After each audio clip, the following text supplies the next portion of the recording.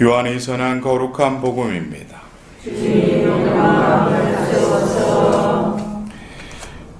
그때 요한은 예수님께서 자기 쪽으로 오시는 것을 보고 말하였다.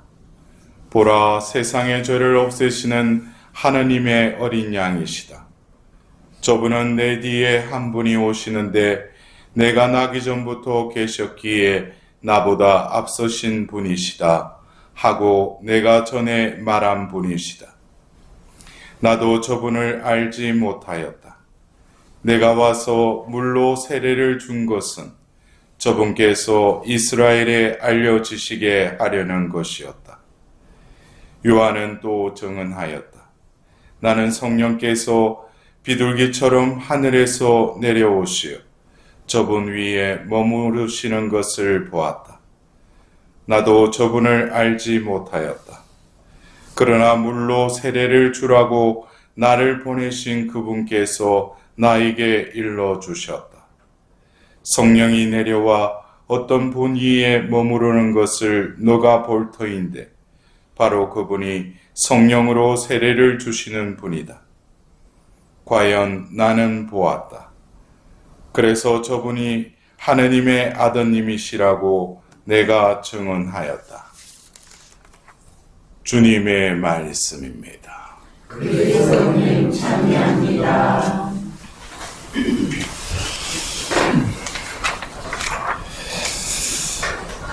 우리가 이 성탄 시기에 어제에 이어서 오늘 그 요한의 증언의 말씀을 우리가 들었습니다.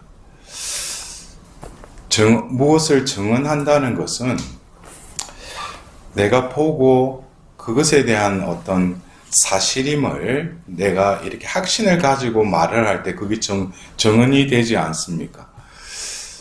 그것처럼 내가 예수님을 그리스도다. 그리고 각 사람마다 우리는 예수님이 이런 분이시다라고 하는 것이 다르다기보다도 예수님에 대한 그 이미지를 조금씩 각자가 인격적으로 만난 예수님을 또 증언할 수가 있죠.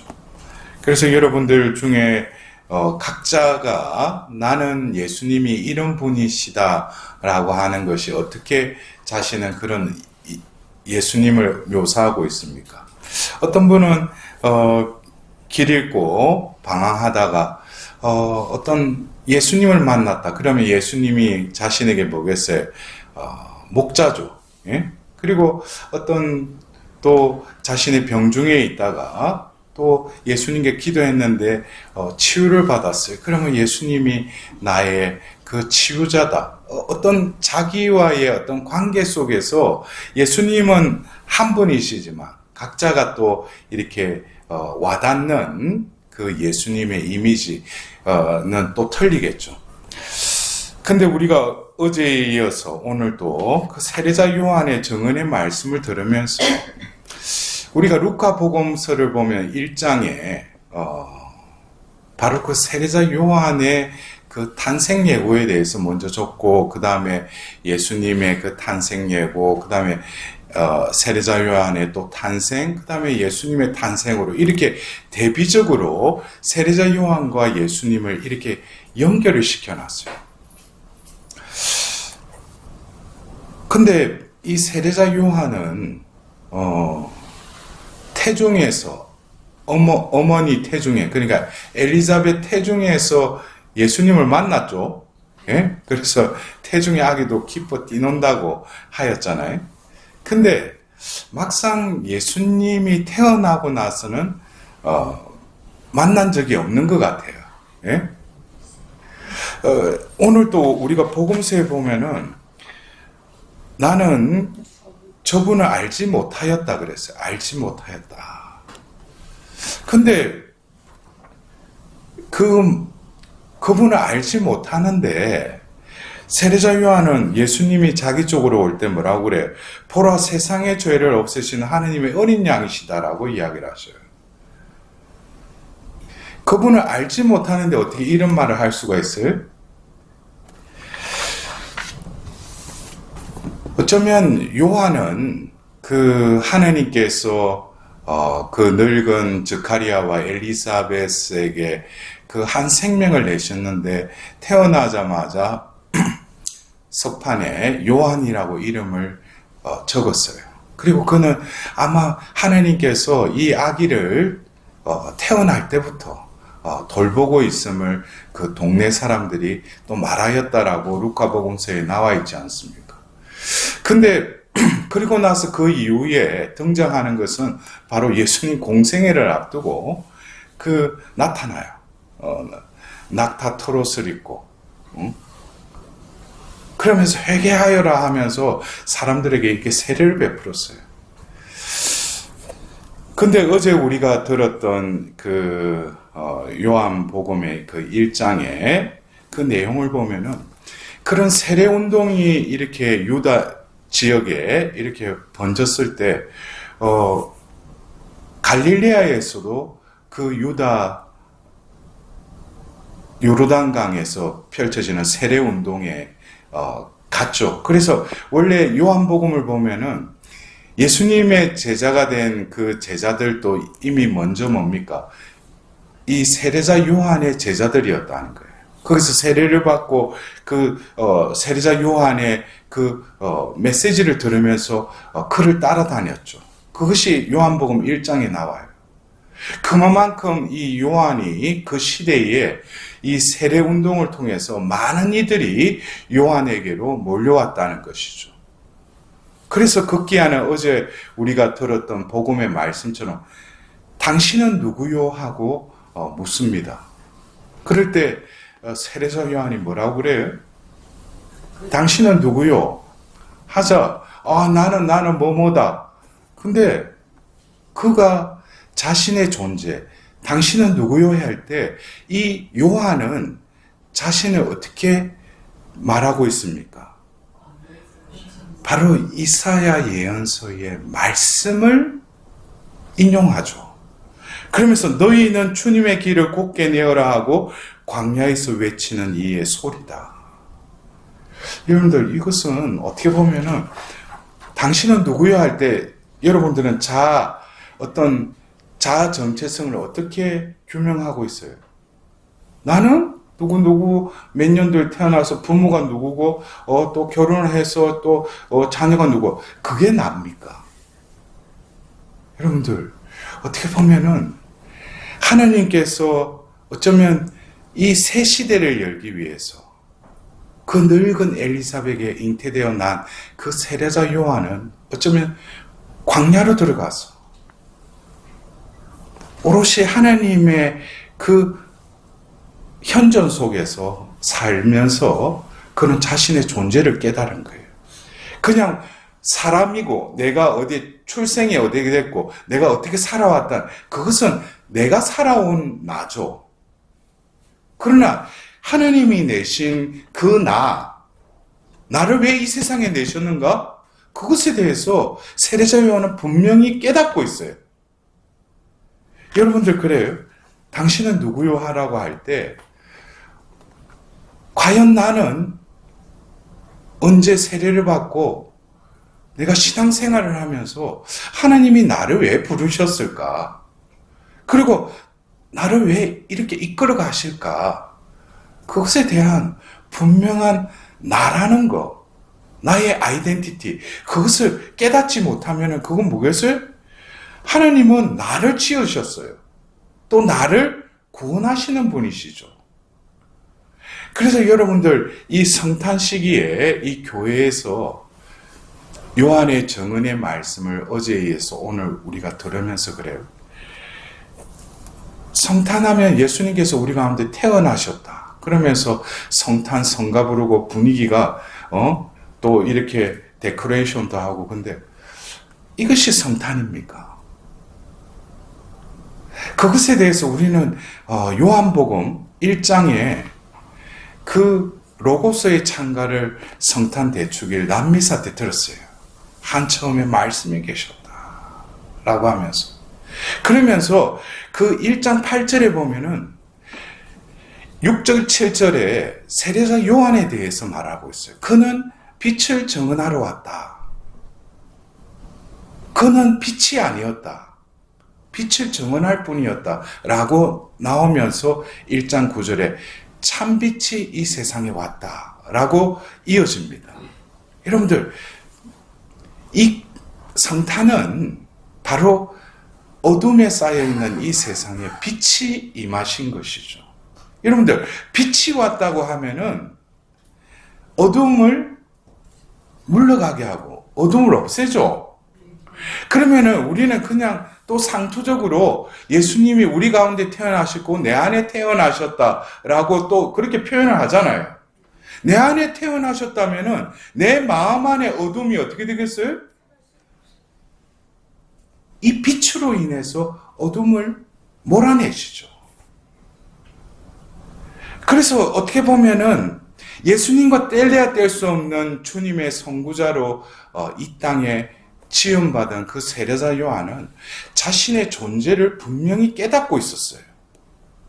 나는 주님의 길을 곱게 내는 그 말씀을 이루기 위해서 이 땅에 태어났다는 거예요. 우리 그 국민 헌장에 나오는 우리가 뭐라고 해요? 첫 구절에 민족 헌장에서 그것 때문에 우리 태어난 거 아니에요. 네? 하나님의 자녀라며 오늘 일독서에 우리는 하나님의 자녀입니다. 그래서 로고스 창가를 보면은 하나님께서 이 세상에 왔지만 이 세상은 그분을 알아보지도 맞아들이지도 못했다고 그랬죠. 그러나 하나님은 알아보게 하고 맞이하게 하는 그 존재들을 또 만드셨어요. 그 존재가 바로 뭡니까? 하나님 자녀라는 거예요. 이 하나님의 자녀는 혈통이나 유족이나 남자의 욕망으로 난 것이 아니라 하나님에게서 났다고 그랬어요. 그러면 우리가 하나님의 자녀라면은 이 성탄을 오신 그분을 알아보고 맞이했다면 우리도 역시 오늘 독서의 그것처럼 이 성탄을 통해서 이 빛이 어두운 가운데 발산이 된다면은 다시금 나의 존재를 먼저 깨달아야 돼요. 이것이 예수님의 성탄을 맞이한 또 다른 나의 체험이에요. 내가 누군가.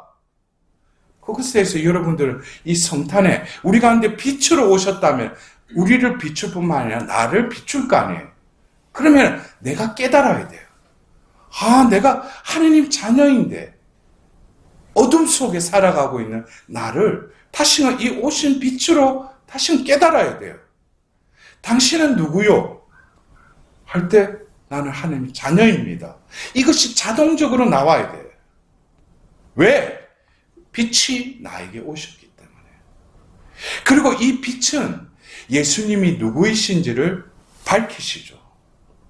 어둠에 쌓여 있으면 예수님이 누구신지 몰라요. 그러나 그분을 만나본 적도 없는 이 세례자 요한은 뭐라고 그래요? 예수님이 오는 것을 보자 세상의 죄를 없애시는 하나님의 어린 양이시다. 이것을 그냥 관찰을 하고 그분을 경험해서 고백하는 게 아니에요. 빛 속에 머물기 때문에 예수의 존재를 알아보는 거예요. 누가 알려주시는 거예요? 그 안에 있는 성령께서 저분이 바로 세상의 죄를 없애시는 하나님의 어린 양이시다는 것을 그에게 깨닫게 해주시는 거예요. 이게 신앙생활입니다. 먼저 뭐예요? 내가 누구라는 것을 깨달아야죠. 이것이 해결이 안 되면 신앙생활도 뭡니까? 그래서 제가 어제도 온라인을 통해서 그 월 모임을 하면서 참빛과 거짓빛은 결국 이 성탄의 신비를 통해서 참나와 거짓나를 분별하게 해요. 올 한 해도 이 성탄의 신비, 빛으로 오신 그분께서는 우리 가운데 그 빛을 발하시면서 진정한 나가 누구인지를 깨닫게 해주셔요. 그리고 올 한 해도 그 나로 살도록 그 빛으로 나를 이끄시는 것이 바로 우리 가운데 태어나신 그 강생의 신비, 그 빛이 나를 희감고 나를 새롭게 다시금 깨어나게 하는 것이 이 성탄의 신비입니다. 그래서 오늘 요한은 두 번에 걸쳐서 나는 저분을 알지 못한다고 그래요. 그러나 뭐예요? 저분이 어떤 분이시고 저분이 또 어떤 분이시라는 것을 분명히 요한은 알고 있죠. 이것은 결국 뭡니까? 빛 속에 머물러 있기 때문에 그 빛이 그의 영혼을 어둠을 몰아내니까 예수님을 볼 뿐만 아니라 빛 자체이신 그분이 바로 저분이시라는 것을 깨닫게 해주시는 거예요. 그런데 여러분들 그래요? 우리가 진정으로 사랑 속에 살려면은 나 자신을 깨달을 뿐만 아니라 저 사람의 존재를 빛에 의해서 깨달을 때 사랑할 수 있어요. 서로 사랑하려면은 나를 알아야 돼요. 나의 존재를 깨닫지 못하면 사랑할 수가 없어요. 왜? 어둠에 머물러 있으니까. 내가 너희를 사랑한 것처럼 너희도 서로 사랑하여라. 이것은 빛으로 오신 분이 우리에게 다가오실 뿐만 아니라 우리의 존재에 그 빛으로 나를 자녀 삼으실 뿐만 아니라 자녀 삼은 우리 자신이 하느님 자녀라는 것을 깨닫게 되면 우리의 존재는 뭐예요? 우리의 관심사는 저 빛의 자녀를 사랑할 수밖에 없는 것이에요. 이것이 어떻게 보면 성탄의 신비요. 이 빛이 우리 가운데 머물면서 이 성탄 시기에 우리의 존재를 비추고 있는 거예요. 근데 이 성탄 시기라고 해가지고 이렇게 앞에 예수님도 모셔져 있는데 그냥 와서 그냥 성탄 시기 왔다 갔다 하고 또 조금 있으면 뭐예요? 이번 주에는 공연 대축일이에요. 여러분들 공연 대축일. 그냥 동방 박사들이 와서 예수님을 경배드리는 그것이 아니라 그들은 진정으로 예수님께로 인도됐던 것은 뭐예요? 별이었다고 생각하죠. 예? 근데 그게 별이 그들을 인도하기 전에 별이 그들을 인도한 것은 그것은 사실이에요. 그러나 그들을 인도했던 것은 바로 멈춘 그 별이 어디에 섰어요? 예루살렘에 먼저 섰죠. 그러자 그들이 헤로데에게 가지 않습니까? 그리고 그들이 말한 것은 뭐예요? 바로 구약의 예언서의 말씀을 인용합니다. 베들레헴에서 메시아가 나올 것이라는 것. 그들은 어쩌면 하늘에 떠 있는 별의 인도가 아니라 그들에게 바로 뭐예요? 말씀이 임하신 것이죠. 말씀이 그들을 이끄신 것이죠. 그리고 말씀은 베들레헴으로 그들을 이끌어 가십니다. 말씀이 사람이 되시어 우리 가운데 사셨다. 여러분들 어쩌면 우리가 이 성탄 시기에 말씀이 사람이 되셨다 해놓고 나는 과연 신자로서 하나님 자녀로서 말씀을 얼마나 동경하고 말씀을 내 마음에 담고 그 말씀을 실행하려고 하는 그런 자인가? 내 마음에 말씀이 없다면 그 사람은 가짜죠. 예? 그냥 묵주기도만 열심히 하고 성취소배 한다고 해서 하나님 자녀가 되는 게 아니에요. 말씀이 사람이 됐듯이 내 안에 말씀이 머물러 있어야 돼요. 그럴 때 성모님께서도 뭡니까? 함께 하시죠. 성모님의 존재는 말씀을 잉태하셨을 뿐만 아니라 말씀을 내어주셨을 뿐만 아니라 말씀과 함께한 분이 바로 성모 마리아시죠. 그래서 여러분들 이 성탄 시기에 그냥 하루하루 지나는 이 성탄 시기가 아니라 이 성탄의 의미를 조금이라도 올해는 깨달을 수 있도록 그리고 이 성탄의 은총이 내 영혼에 효능을 드러낼 수 있도록 그래서 좀 이 성탄 시기에 말씀을 묵상하고 예수님 곁에 좀 머무를 수 있는 그런 시간을 인위적으로라도 가져야 돼요. 그리고 주님, 당신의 이 성탄이 나와 무슨 상관이 있습니까?